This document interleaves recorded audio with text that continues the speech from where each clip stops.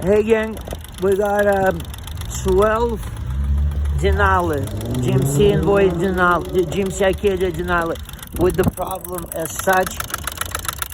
It's not communicating with the computer, it's not starting, and it's clicking the hell out of it. Okay, so the clicking comes from this relay.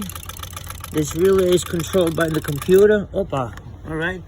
So we're gonna check power at the computer.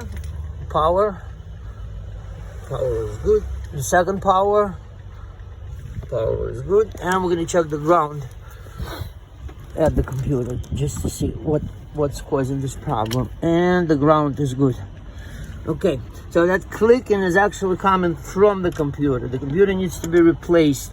I've seen this before, and we put in a new computer there. Everything started working.